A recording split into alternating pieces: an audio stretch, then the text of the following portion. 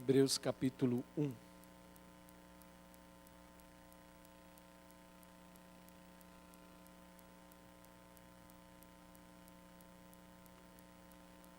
Versos 1 e 2.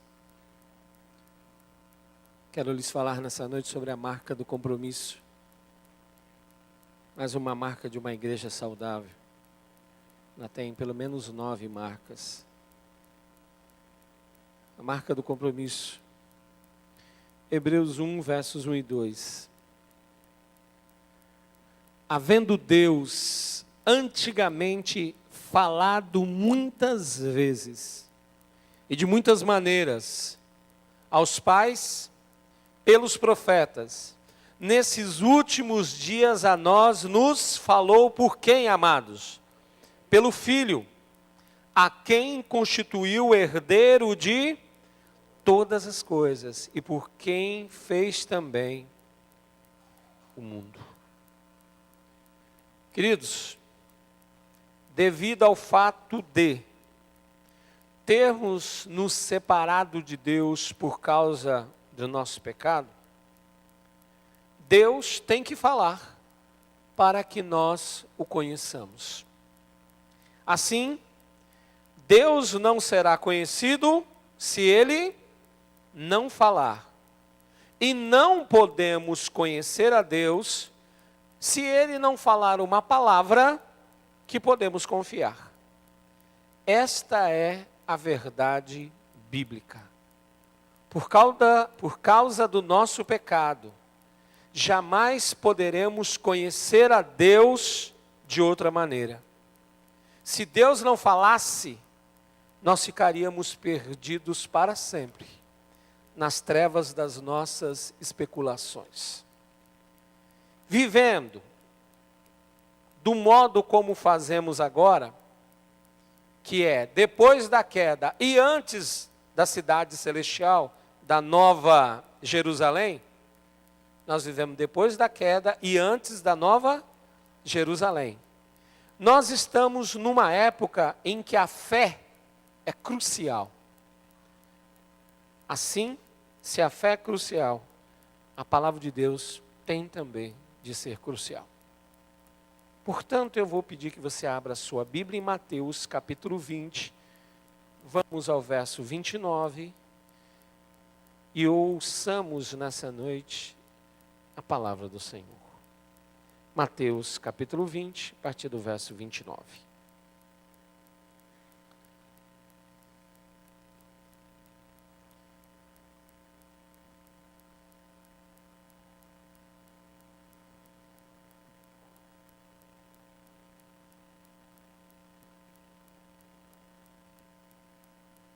Verso 29.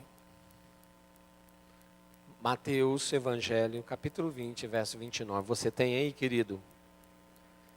Saindo eles de Jericó, seguiu uma grande multidão.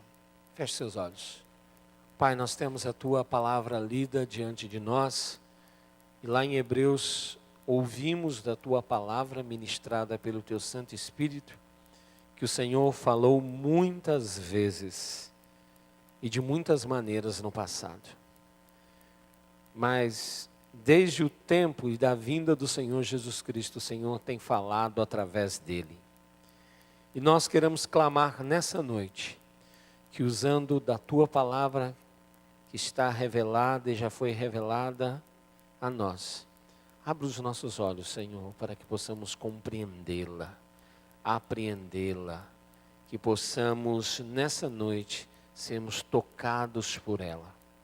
Pedimos a Tua graça e misericórdia sobre cada vida. O Senhor conhece cada situação, cada alma, e o Senhor sabe, Senhor Deus, o que se passa com cada um e como a Tua palavra precisa ser colocada e apresentada para cada um. Nós pedimos a Tua direção para este momento. Guarda as nossas mentes em Ti, que o Senhor possa agora fazer com que todos os nossos pensamentos sejam levados cativos em obediência a Jesus Cristo. E pedimos essa direção no nome santo de Jesus. Amém. Nós estamos aqui no verso 29, irmãos. e eles estão saindo de Jericó.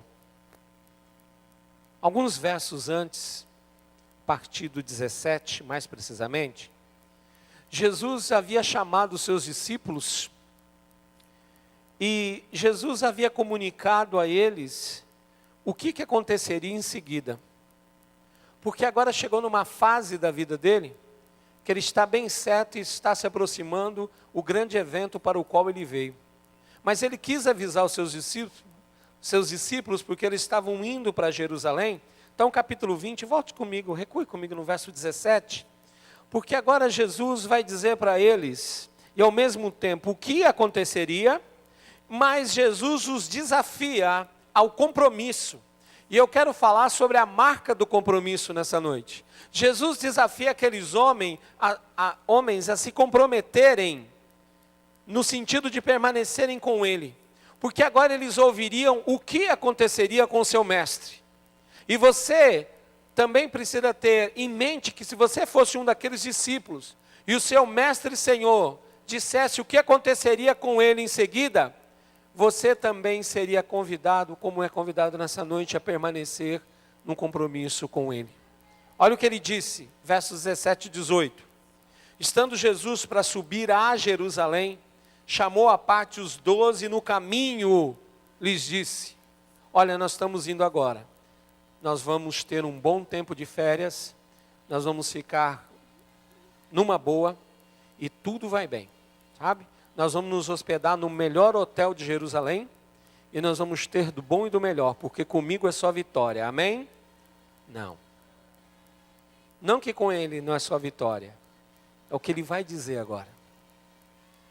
Ele disse o seguinte, chama eles à parte e diz, eis que subiremos ou subimos a Jerusalém. Nós todos vamos subir.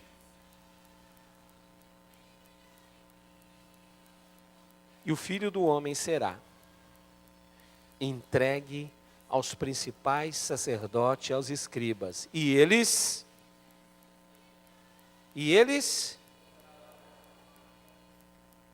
sabe o que ele está dizendo? Nós vamos subir. Porém, eu vou morrer. Eu vou ser entregue. Eu vou sofrer.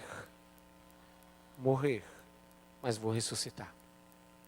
Em todo esse aviso de Jesus, fica claro uma coisa.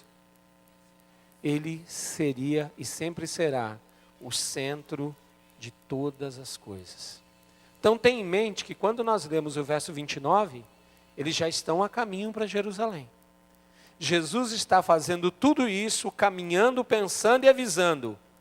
Eu vou sofrer, vou me entregar, eu vou morrer, mas eu ressuscitarei. Assim, capítulo 20, verso 29.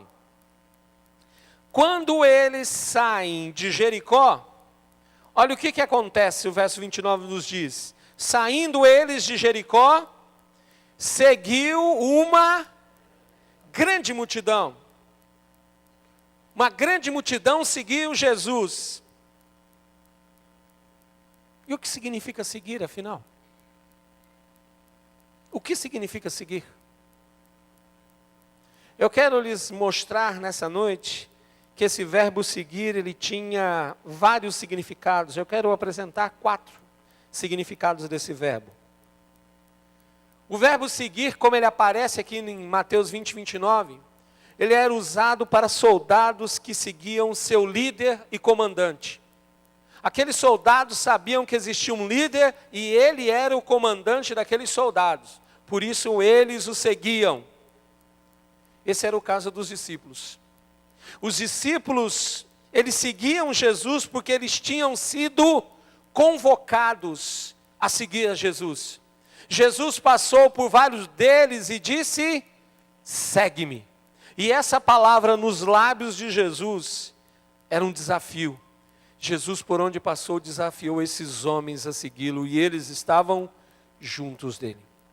O verbo seguir também tem um significado e era usado para líderes que seguiam o líder principal por quem eles lutavam. Eles não eram soldados, mas eles eram líderes onde quer que fosse. E eles seguiam um único líder, e eles lutavam por aquele líder. O verbo seguir também tem um significado para designar pessoas que seguiam o conselho de alguém. Quando eles procuravam alguém para pedir conselho, eles estavam seguindo o conselho. E por último, o verbo seguir, amados, ele era usado para descrever pessoas que se ligavam, que se juntavam a alguém, a fim de obter algum favor daquilo que era desejado. E esse era o caso dos discípulos? Não. Esse era o caso da multidão que agora o seguia. Aquela multidão desejava alguma coisa de Jesus. Seja alimento, porque ele os alimentou várias vezes, e outras multidões foram alimentadas por ele. Seja cura, porque ele também curou tantas e tantas pessoas. Mas não é daquela multidão exatamente que eu quero falar nessa noite. Ou é sobre ela, mas é com você. Porque nesse momento, nós já cantamos aqui nessa noite, escuta a voz do bom Jesus, segue-me. E em algumas partes desse culto você foi despertado para seguir a Jesus, porque foi apontado Jesus para você, e você foi convidado a adorá-lo. Ele foi colocado no centro deste culto. É por isso que agora eu quero envolvê-lo. Eu vou envolvê-lo perguntando. Os discípulos o seguiam porque tinham sido convocados. Eles tinham sido desafiados. A multidão o seguia porque queria alguma coisa dele. E você? Por que você segue a Jesus? Você sentado aí nessa noite, por que você segue a Jesus? O que te atraiu para Jesus? O que fez você despertar e olhar para Jesus? Porque enquanto você pensa, o texto continua dizendo no verso 30, e eis que surgem dois cegos.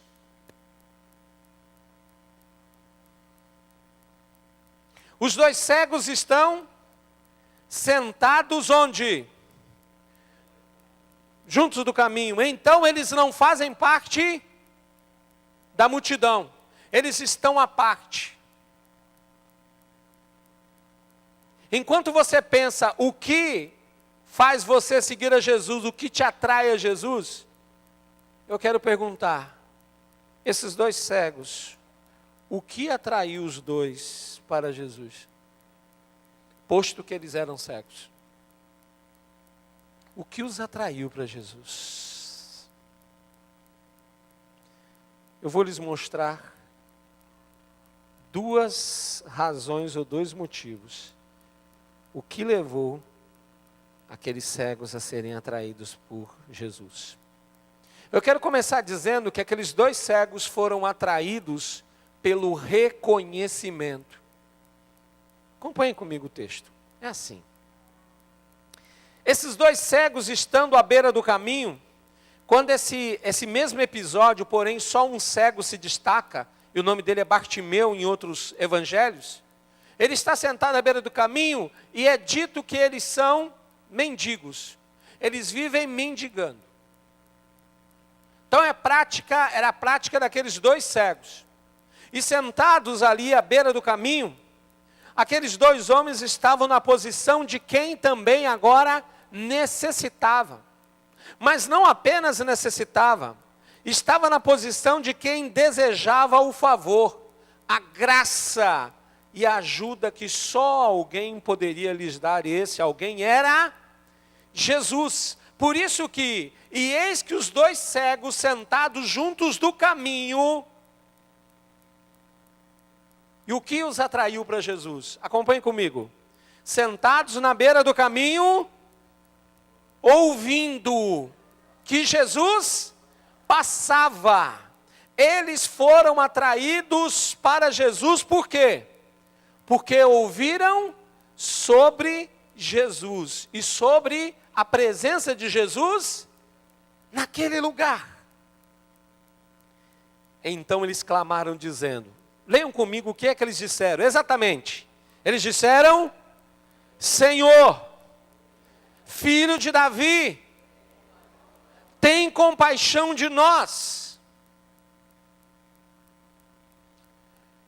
Se você percebeu, se não, deixa eu chamar a sua atenção. Os dois cegos reconheceram em Jesus o que a multidão que o seguia não conseguira identificar. Aqueles dois cegos, eles conseguiram reconhecer em Jesus aquilo que a multidão que já estava seguindo Jesus não tinha conseguido. O que foi?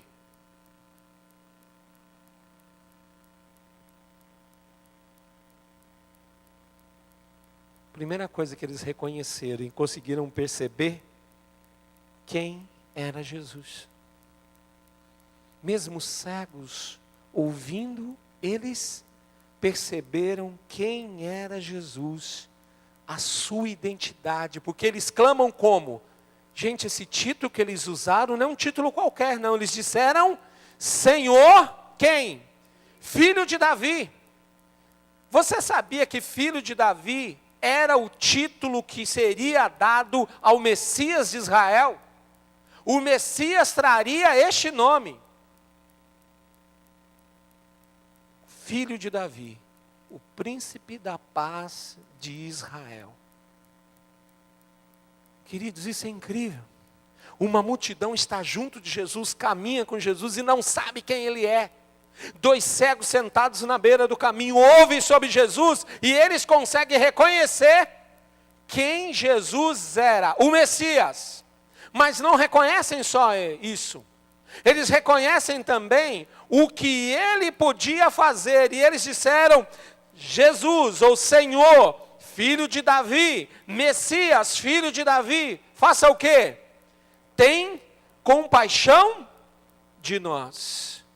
Eles sabiam quem Ele era e o que Ele podia fazer. O que Ele podia fazer? Ele podia ter misericórdia, compaixão. Fará mais sentido se você marcar Mateus e vir comigo até Salmo 118. Porque o Salmo 118 é messiânico. Significa que muitos dos salmos que nós temos no Antigo Testamento, eles apontam para o Messias e para a obra dele. Nós lemos hoje pela manhã o Salmo 2, messiânico. É o primeiro da lista. Ok? Salmo 118. Preste atenção, vamos começar no verso 5. Lembra que eles clamaram, Senhor, Filho de Davi, tem misericórdia de nós. Salmo 118, verso 5, diz lá, do meio da angústia fiz o quê? Invoquei o Senhor me ouviu e me pôs em um lugar espaçoso, largo. Verso 8, é melhor refugiar-se no Senhor do que confiar no homem. Verso 14, o Senhor é a minha força e o meu cântico, e tornou-se a minha salvação. Verso 15, nas tendas dos justos há jubiloso cântico de vitória. A destra do Senhor faz proezas. 17, não morrerei, mas viverei e contarei o quê? As obras do Senhor. Versículo 21, graças te dou porque me ouviste e te tornaste a minha salvação. Verso 23. Agora, esse foi o que eu achei o verso mais incrível, olhando para os dois cegos. Olha o que diz o verso 23. O verso 23 diz, foi o Senhor que fez isto, e é maravilhoso aos nossos olhos. 25. Ó Senhor, salva, nós te pedimos. Ó Senhor, nós te pedimos, envia-nos prosperidade. 27 diz, a parte A, o Senhor é Deus e nos concede o que, irmãos? A luz. Porque esse Salmo 118 eu estou citando? Porque é nesse Salmo que está aquele bendito que vem em nome do Senhor, a saudação messiânica. Volte para Mateus agora, por favor. Mateus 20, eu estou no verso 30 ainda.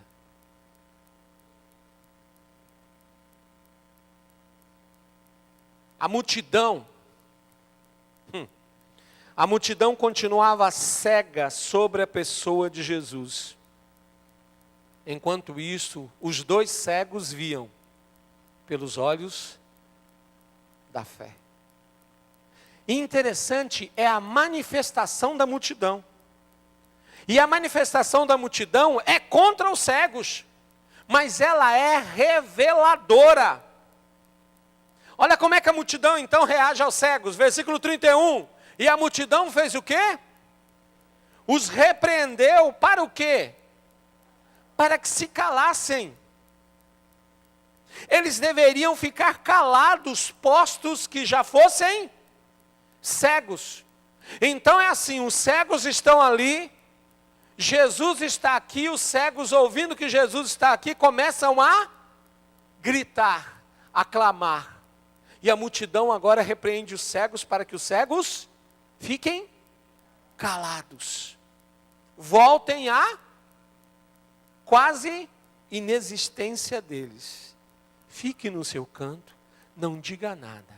Jesus passa e vocês continuam no cantinho de vocês. Você sabe o que ficamos e o que fica aqui? A pergunta, meus amados. A pergunta é: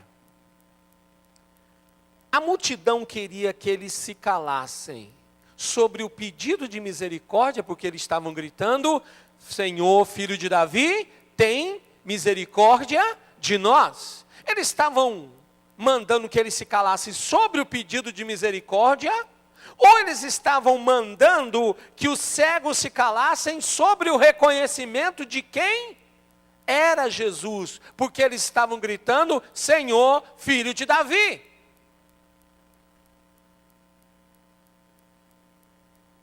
Mais tarde, quando entrar em Jerusalém, e as pessoas citarem o Salmo 118, ele montado no jumentinho, vão gritar para ele: bendito que vem em nome do Senhor, hosana.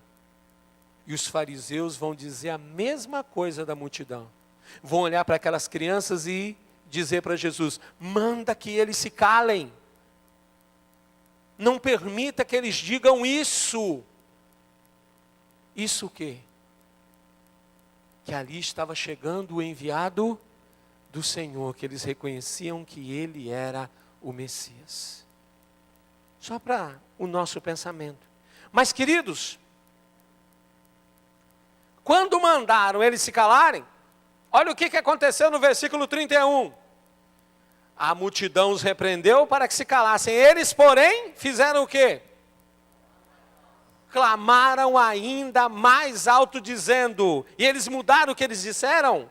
Não, eles disseram a mesma coisa: Senhor, filho de Davi, tem compaixão de nós.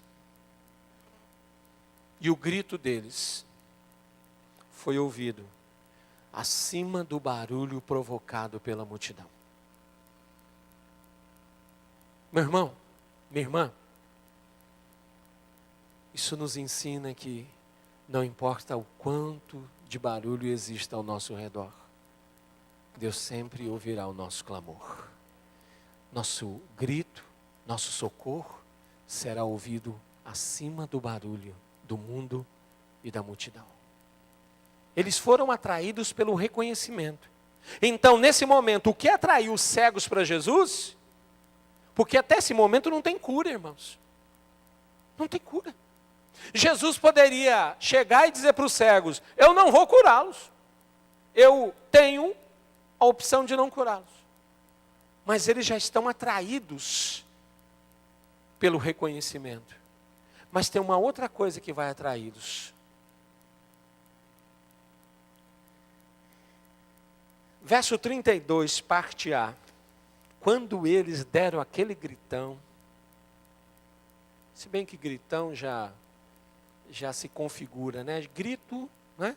Já é alto. Gritão seria, né? Seria quase que um erro, né? Uma repetição inútil. Diante do grito dos dois cegos, o que acontece? O verso 32 diz que Jesus para. Mas antes ele parou. O que fez Jesus parar e se interessar pelos cegos? Porque Jesus para e chama-os. Eu fiquei pensando nesse texto, por que Jesus não foi até eles? Por que Jesus para e diz, venham a mim? Por quê? O que seria mais lógico? Tem dois cegos ali. Eles estão chamando por você. O que você faz? Vai até eles. Mas Jesus não, ele parou e disse, venham. Por quê? Se você ler essa mesma passagem no outro texto, a multidão agora começa a se comunicar com os cegos. A multidão começa a dizer, cegos, o mestre está chamando. A Bíblia diz que eles se levantaram. Diz lá os evangelhos que teve um deles que se levantou num salto. Sabe? E você sabe o quão difícil é você que está ali sentado simplesmente levantar de uma vez. E eles vêm até Jesus porque é assim que tem que ser, meu irmão. Jesus convidou, vinde a mim, todos vós que estáis e oprimidos, e eu, mas sempre ele convida, vinde a mim. Você que precisa ir até Jesus, ele está aqui, mas está agora parado esperando que você tome uma atitude. Mas o que fez Jesus parar e se interessar pelos cegos? Jesus curou tantos outros cegos. Mas por que aqueles dois homens chamaram a atenção dele? Eu quero listar pelo menos 4 razões para isso ter acontecido. E eu quero que você pense. Se você tivesse que chamar a atenção de Jesus, o que você faria hoje?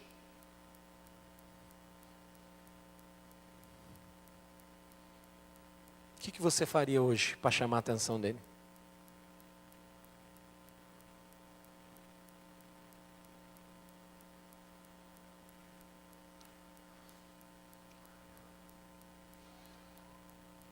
Diga lá. O que você faria para chamar a atenção de Jesus? Você está sentado aqui nessa noite. Você gostaria que Jesus olhasse diretamente para você. Muito bem. O que você faria para chamar a atenção dele?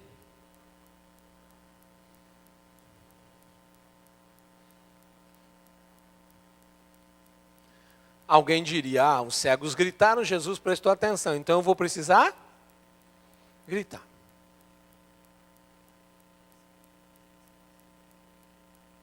Você gritaria? O que você acha que é preciso para chamar a atenção de Jesus?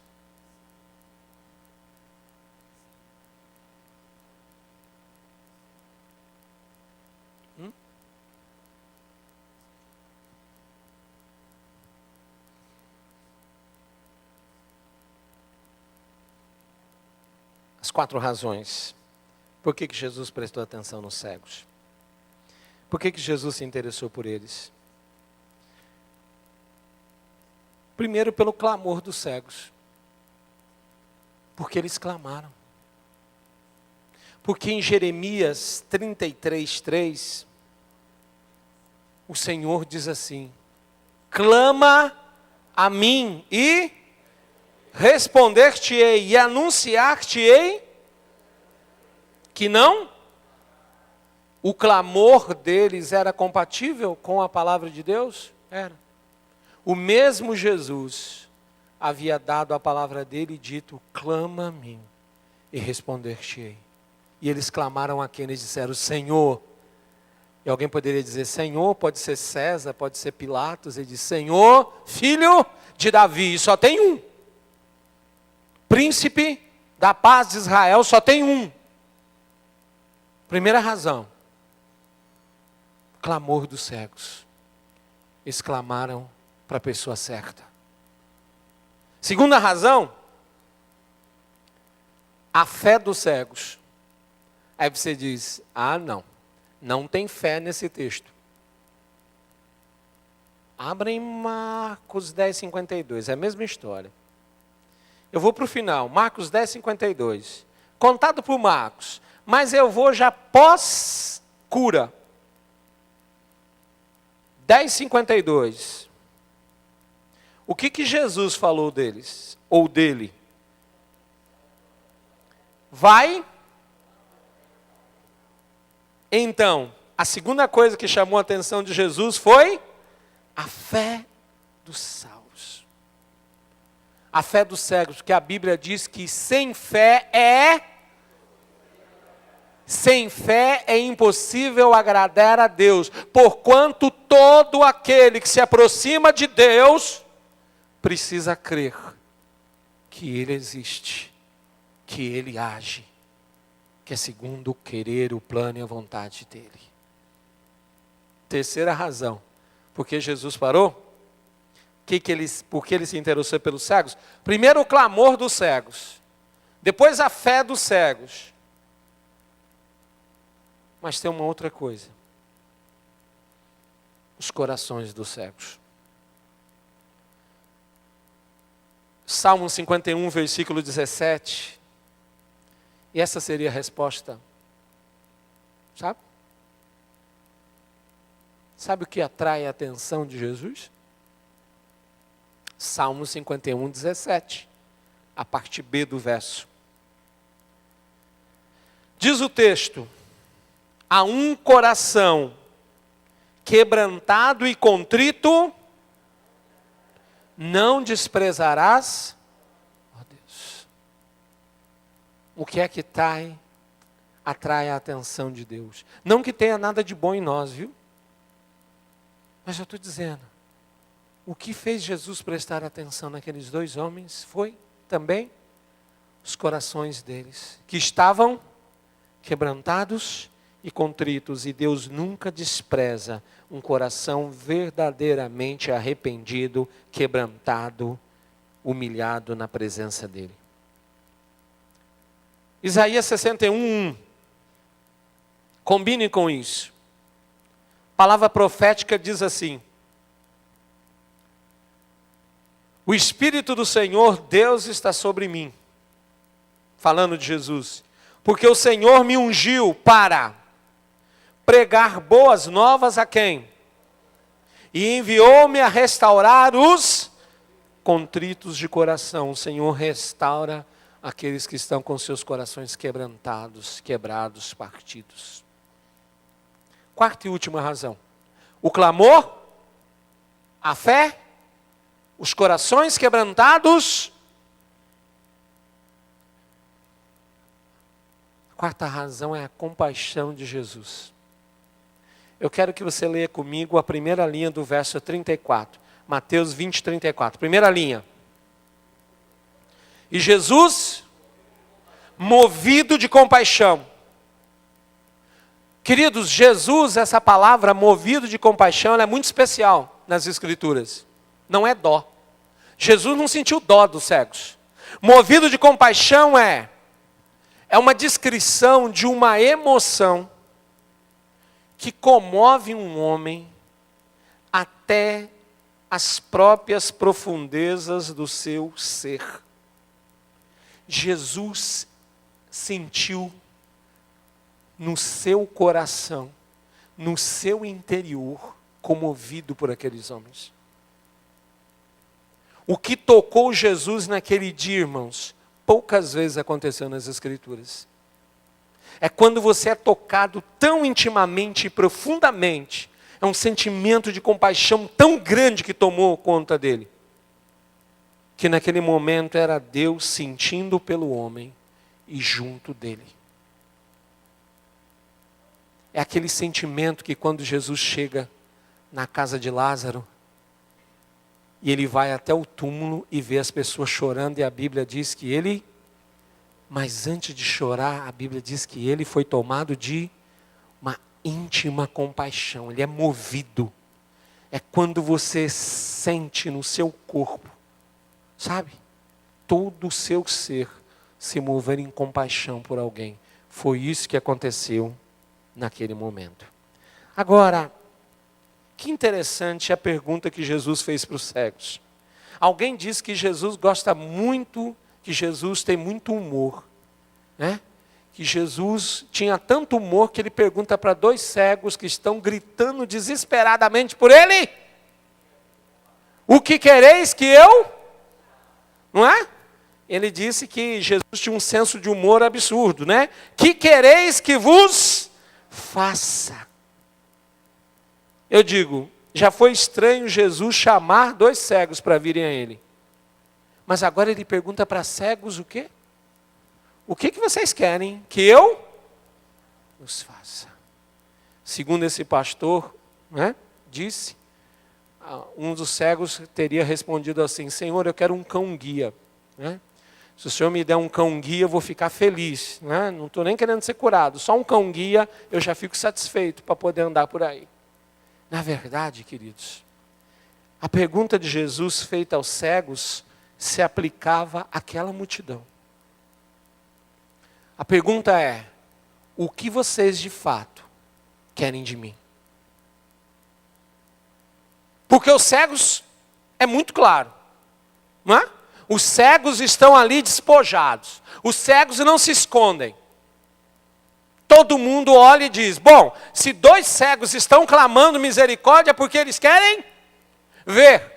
Mas e a pessoa, as pessoas que estavam caminhando junto de Jesus, queriam o que afinal? Eu vou mais uma vez aplicar a você, irmãos. O que você quer de Jesus afinal?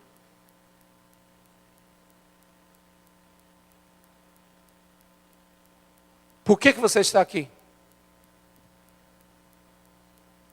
O que hoje, domingo, dia dos pais, te fez deixar a sua casa e estar reunido aqui, neste lugar?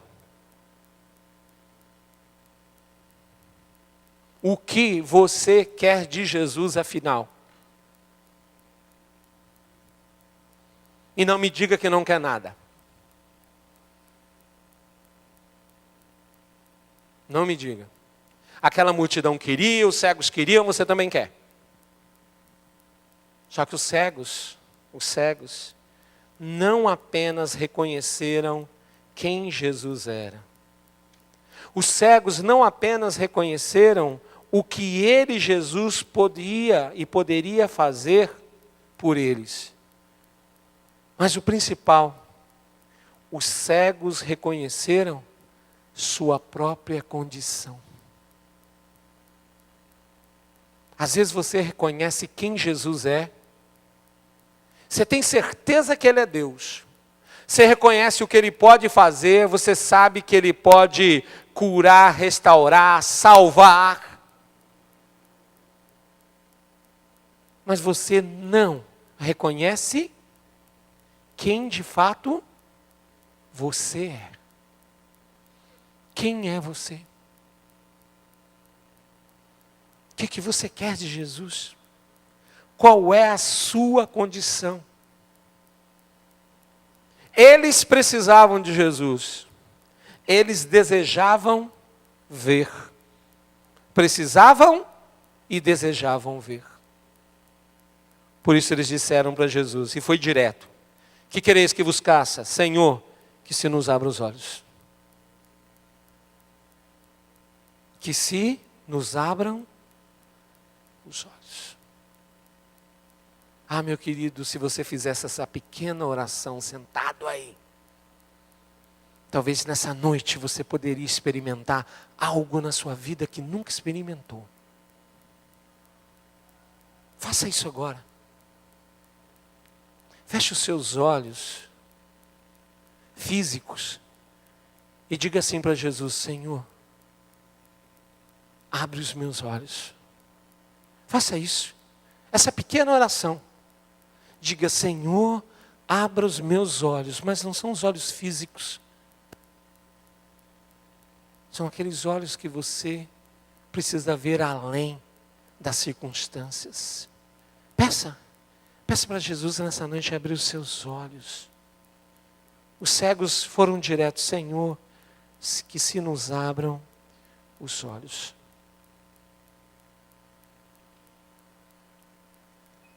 (34) 34 diz: e Jesus, movido de compaixão, fez o que, queridos? Tocou-lhes os olhos. E quanto tempo depois eles recuperaram a vista? E imediatamente passaram a ver. Você foi cego muito tempo. Você clamou por Jesus. Ele vem e toca nos seus olhos. Você agora pode ver. Você mendigou a vida toda. A pergunta é: se você fosse agora um daqueles 2 cegos, o que você faria?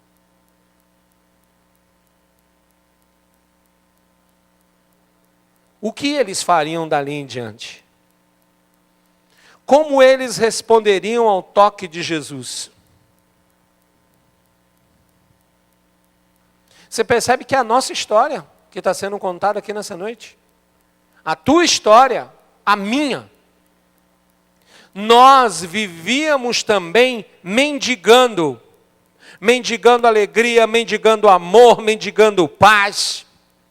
Vivíamos jogados, cegos.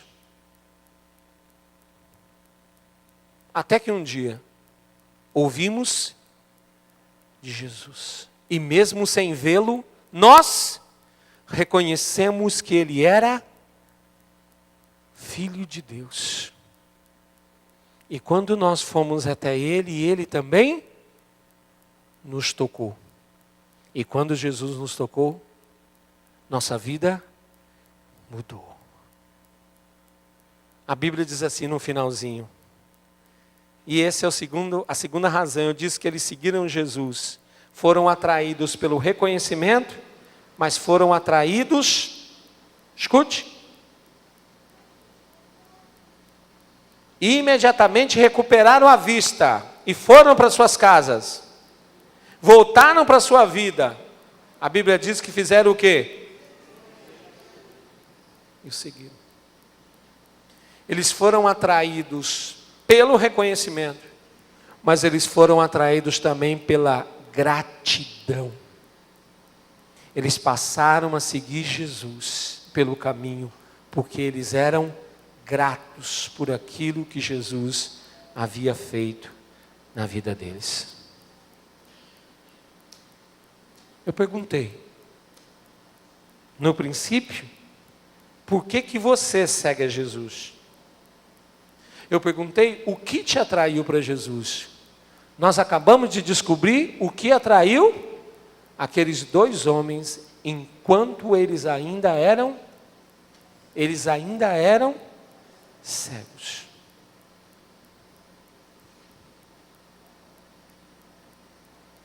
Alguns seguem a Jesus com medo. Seguem a Jesus com medo porque não sabem o que está acontecendo. E eles temem sempre o pior. Tem algumas pessoas que seguem Jesus, mas sempre com medo. Estão sempre esperando que o pior aconteça. Eles têm medo o tempo todo. E para seguir a Jesus, a primeira coisa que é necessária é calcular o preço. Seguir a Jesus envolve calcular o preço. Antes de seguir a Jesus, eu quero que você calcule o que isto vai lhe custar. Para Jesus, custou tudo, custou a vida. Mas agora quando Ele convida você, tem um preço. Você precisa calcular. Antes de seguir. Para que a sua decisão não seja uma decisão vazia. Uma decisão de emoção, de momento, dizendo, eu vou seguir Jesus, mas daqui a uma semana eu já desisti. Você tem que calcular o preço. Paga para seguir Jesus? Aí que é a questão. Salvação é de graça, amém? Mas discipulado custa caro. Seguir a Jesus custa caro. E quanto vai custar? Não é o seu salário, são as suas vontades, são os seus desejos. Tudo isso custa. Calcule o preço. Outras pessoas seguem a Jesus de longe, como Pedro. Pedro, depois que negou Jesus, ele passou a seguir Jesus sempre de longe. E algumas pessoas continuam seguindo Jesus de longe, porque não ousam se aproximar dele. Porque assim como Pedro, fizeram coisas nas suas vidas, e eles acham que Jesus não vai aceitá-los. Seguir a Jesus envolve sacrifício. Envolve pagar o preço, calcular o preço, envolve sacrifício. Mas tem aqueles que se recusam a seguir a Jesus. E quem se recusa a seguir a Jesus, está se condenando à tristeza.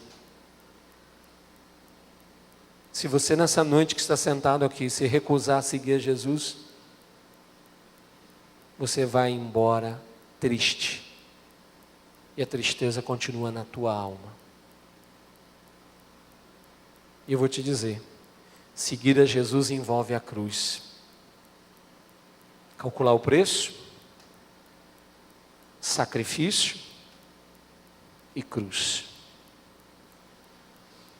Os dois cegos decidiram seguir a Jesus. Mais uma vez, atraídos tão somente pela gratidão de quem eles eram e do que agora o Senhor tinha feito na vida deles.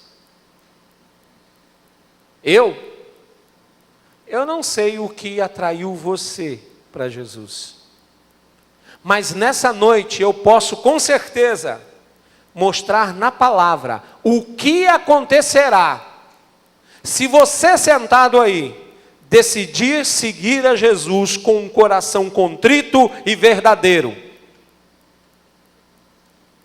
Está no Evangelho de João, capítulo 8, verso 12. Abra lá. Isso eu posso te mostrar. Isso é com certeza. 8:12.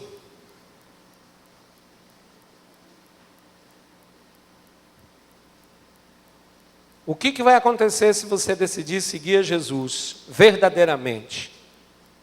Então Jesus tornou a falar-lhes, dizendo: eu sou a luz do mundo. Quem me segue, de modo algum andará em trevas, mas verá o quê? Terá a luz da vida. Aquele que decide seguir a Jesus não anda em trevas, vai ver e ter a luz da vida. Garantia da palavra do próprio Senhor Jesus. A segunda coisa está em João capítulo 12, verso 26.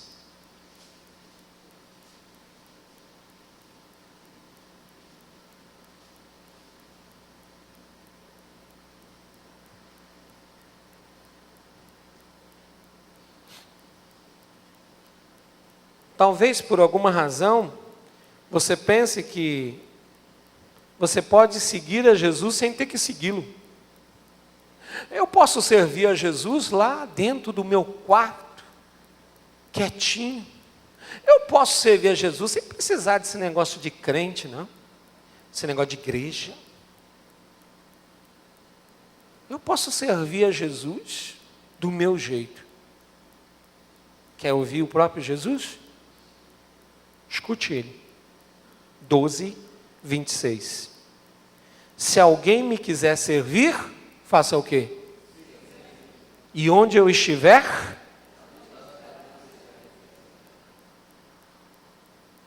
onde é que o servo tem que estar? Me diga, onde é que o servo tem que estar? Onde o Senhor está. E onde o Senhor está, conforme Ele mesmo disse? Onde tem servos reunidos. E onde tem servos de Jesus reunidos?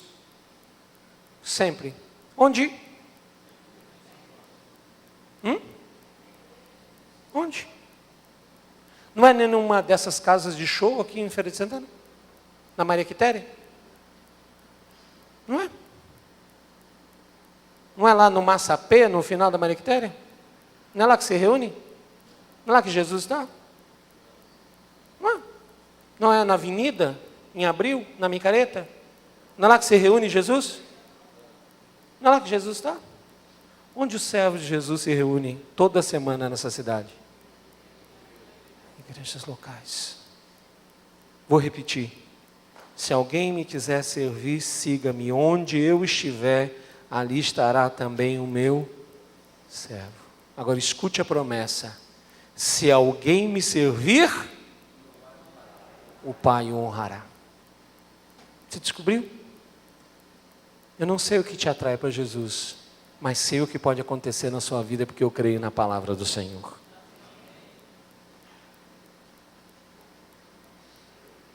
Quantos conhecem uma canção chamada Tocou-me? Tocou-me? Conhecem?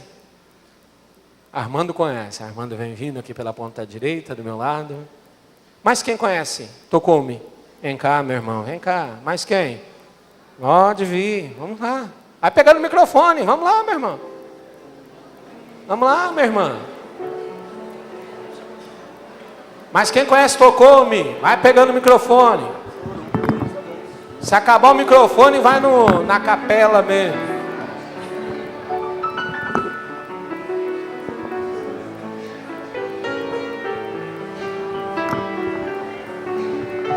Agora preste atenção, você que está sentado aí. Nessa noite você pode ser tocado pelo Senhor aí. Você crê que o Senhor pode te tocar aí? Eu vou convidar você nessa noite a tomar uma decisão e seguir Jesus. Não de longe, não com medo, mas tomar uma posição nessa noite.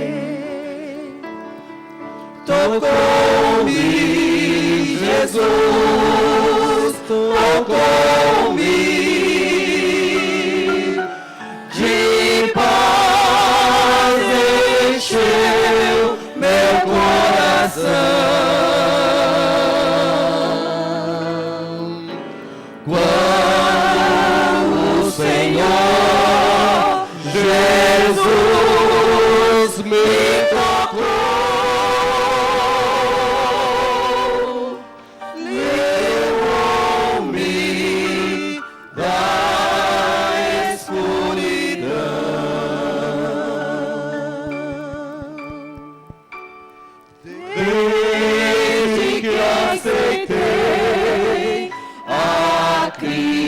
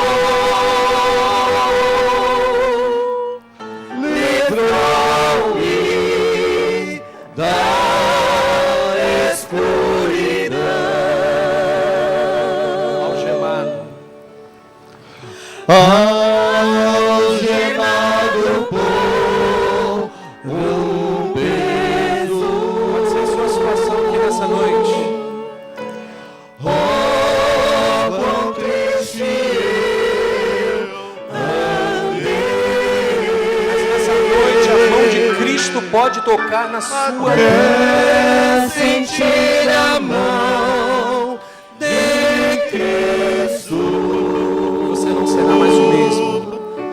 não foi mais o mesmo, eu sei. Seu coração pode ser cheio de paz verdadeira. Tocou-me, Jesus, tocou-me, Assuma o compromisso com Jesus nessa noite. de paz Ele encheu meu coração.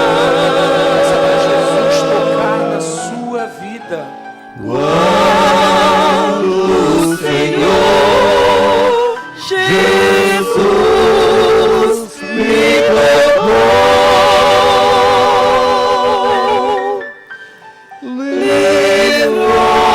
livrou-me da escuridão. Hoje você pode encontrar a Cristo porque Ele está aqui. Desde que aceitei a Cristo, Aceite Ele no seu coração. peça Peça para Ele tocar na sua vida.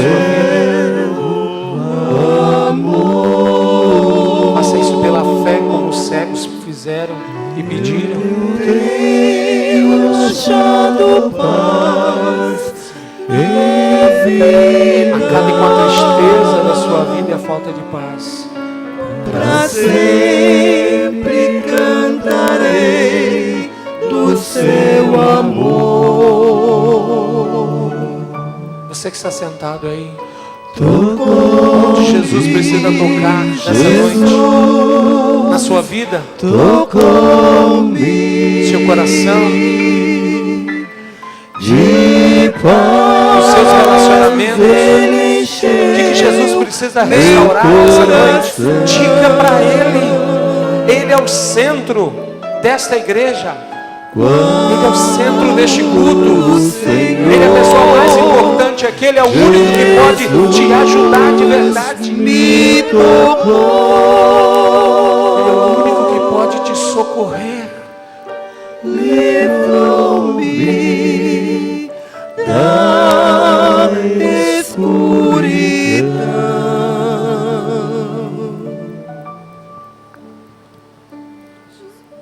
Pai, nós temos lido a Tua palavra, exposto, explicado, e mostramos a nossa confiança no Senhor de tocar como tocaste nos cegos. Cada um que está aqui nessa noite, ó Pai, como aqueles cegos precisam reconhecer a própria condição de suas almas e de seus corações. Sabemos que isso não acontece se o Senhor, pelo Teu Santo Espírito, não fizer essa obra. A obra de convencer é do Senhor, ó Pai. A obra de salvar é do Senhor. Nós temos a incumbência e a missão de anunciar o Teu toque, a Tua restauração. Fala nessas vidas, Senhor Deus, e continues a falar. É o que pedimos no nome de Jesus. Tocou-me.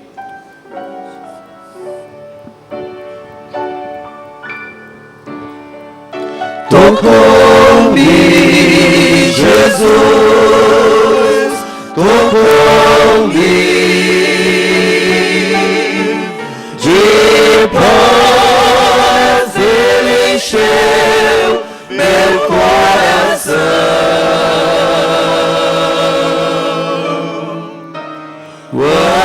Quando o Senhor Jesus me tocou,